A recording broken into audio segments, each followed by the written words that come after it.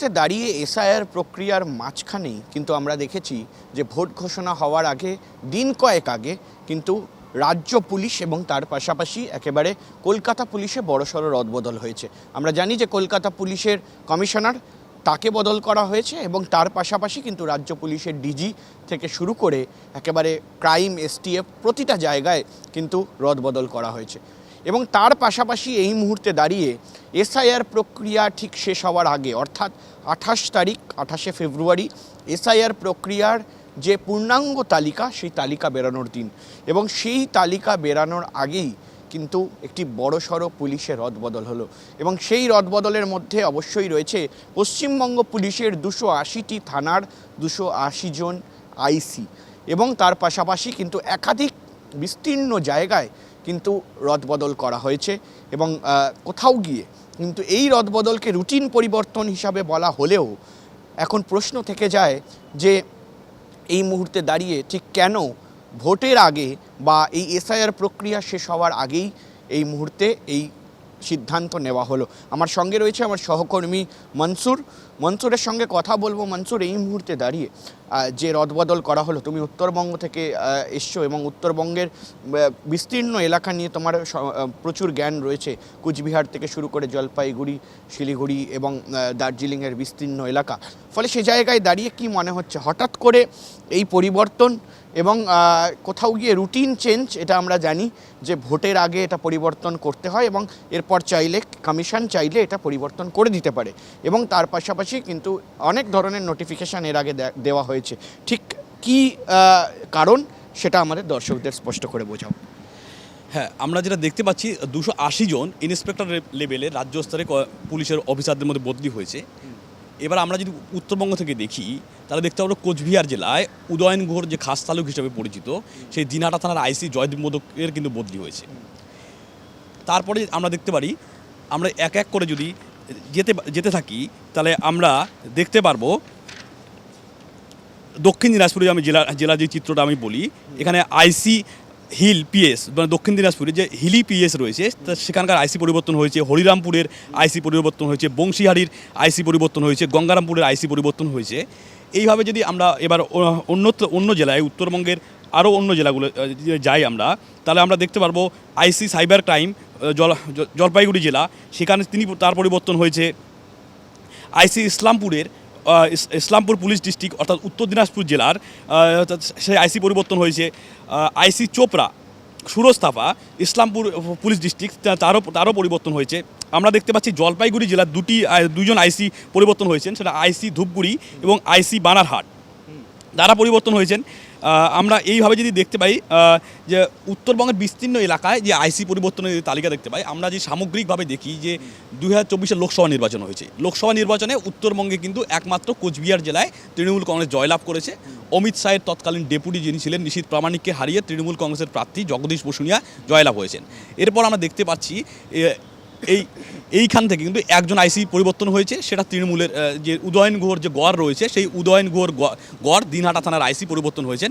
দিনহাটা থানার আইসির অধীনে সিতাই বিধানসভার অংশ রয়েছে, বৃহৎ অংশ রয়েছে এবং দিনহাটা থানার শহর এলাকা সহ শহর সংলগ্ন যে দিনহাটা বিধানসভার এলাকা। হঠাৎ করে এই আমূল পরিবর্তন এবং একাধিক 280টি জায়গা এবং তার পাশাপাশি এসডিপিও থেকে শুরু করে বিভিন্ন বিষয় নিয়ে বিভিন্ন স্তরে পরিবর্তন হয়েছে, ঠিক কী কারণ জানা যাচ্ছে?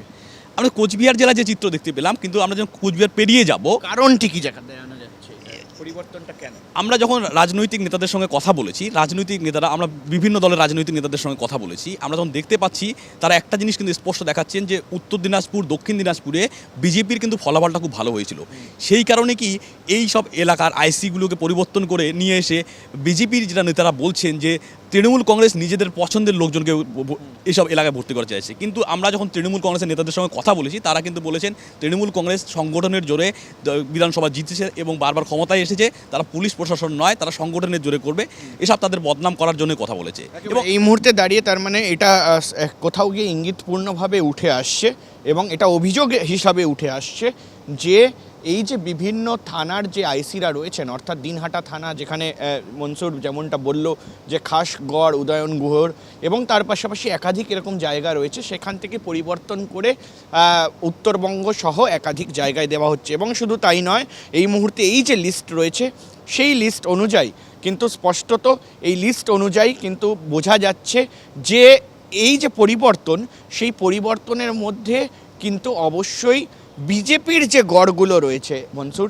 বিজেপির যে বিভিন্ন গড় রয়েছে, অর্থাৎ উত্তরবঙ্গে বিজেপি স্ট্রং এবং উত্তরবঙ্গের কিন্তু বিস্তীর্ণ এলাকায় দেখা যাচ্ছে যে বেশিরভাগ এই 280টা চেঞ্জের মধ্যে কিন্তু উত্তরবঙ্গর প্রচুর চেঞ্জ রয়েছে।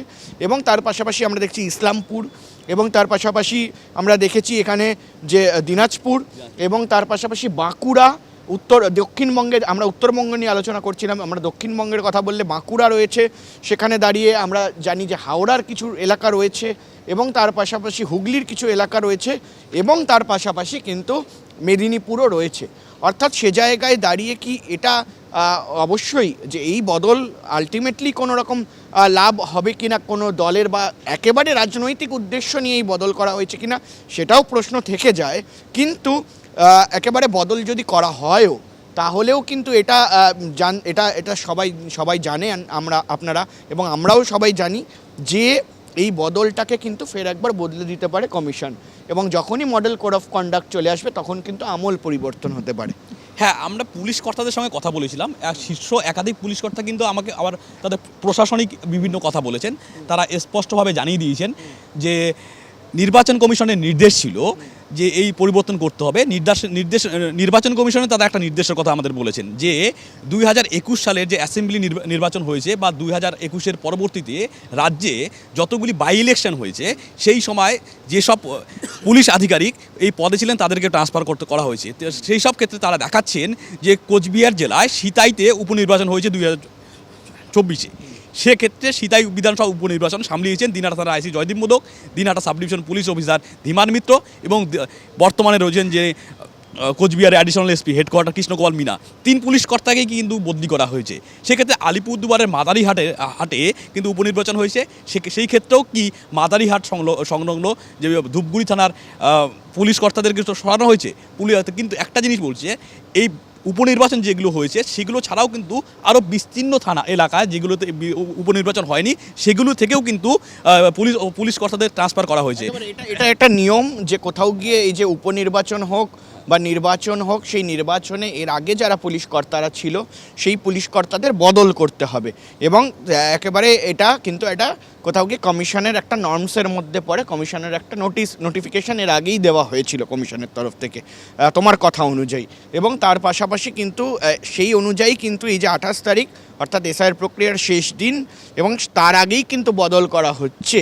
কিন্তু এই মুহূর্তে দাঁড়িয়ে এটা দেখার যে 280টা জায়গায় তো আর এই মুহূর্তে ভোট হয়নি বা বাই ইলেকশন হয়নি, কিন্তু তাহলে হঠাৎ করে এতগুলো চেঞ্জ করার কি প্রয়োজন রয়েছে? কোথাও কি রুটিন পরিবর্তন, এবং এমনটাও কিন্তু রয়েছে যে যেই রুটিন পরিবর্তনগুলো হবে, অর্থাৎ যাদের 3 বছরের মেয়াদ হয়ে গেছে, 3 বছরের বেশি হয়ে গেছে, হঠাৎ এপ্রিল মাসে হয়তো তাদের ডেট রয়েছে, মে মাসে হয়তো তাদের ডেট রয়েছে, সেই জায়গায় দাঁড়িয়ে কিন্তু তাদেরকেও এই এসআইআর প্রক্রিয়ার আগেই বদল করতে হবে, এমনটাও কিন্তু কমিশনের তরফ থেকে বলা হয়েছিল। হ্যাঁ, নির্বাচন কমিশনের যেমন নির্দেশ রয়েছে সেই আমরা দেখতে পাচ্ছি যে এই বদলি নির্দেশগুলোতে সেই নির্দেশটা যেমন মানা হয়েছে, তেমনই বিজেপি যে অভিযোগ করছে যে রাজ্য সরকার অর্থাৎ তৃণমূল কংগ্রেস তাদের পছন্দের আধিকারিকদের কিন্তু তাদের পছন্দ মতো থানায় নিয়ে এসেছে যাতে তারা সুবিধাজনক করতে পারে। আমরা দেখেছি কিছুদিন আগেও কিন্তু রাজ্য পুলিশে অনেক বড় রদবদল হয়েছে, তারপরে কিন্তু নির্বাচন কমিশনের নির্দেশ আসে, সেই নির্দেশ অনুযায়ী 28 তারিখের আগেই কিন্তু এই রদবদল করা হয়ে গেল। ইতিমধ্যে যারা অর্ডার এসেছেন তারা দ্রুত তাদের স্থান ত্যাগ করবেন বলে আমরা সূত্রে খবর জেনেছি।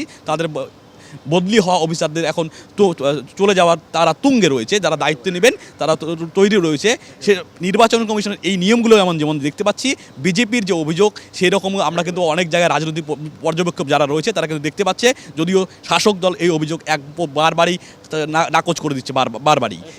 যে বিধানসভা নির্বাচন আসলে তার প্রভাব কি কতটা পড়বে এই রদ বদলে সেটা সময়ই বলবে।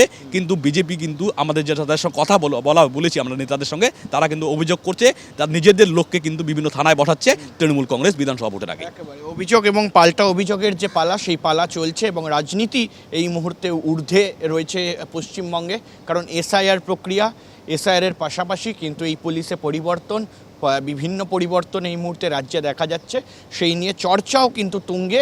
এবং আগামী দিনে দেখার যে পশ্চিমবঙ্গে যে বিধানসভা নির্বাচন হচ্ছে, সেই নির্বাচনে কি কি ফ্যাক্টর কাজে লাগে, আদেও কি এই পুলিশের বদল সেটা কাজে লাগবে, নাকি কোথাও গিয়ে অন্যান্য বিষয়গুলোকে ফ্যাক্টর হিসাবে ধরা হবে বা ফ্যাক্টর হিসাবে কাজ করবে, সেটাই আমাদের এই মুহূর্তে দেখার। আপনারা দেখতে থাকুন আজ তাক বাংলা, অবশ্যই ইউটিউব চ্যানেলকে সাবস্ক্রাইব করতে ভুলবেন না।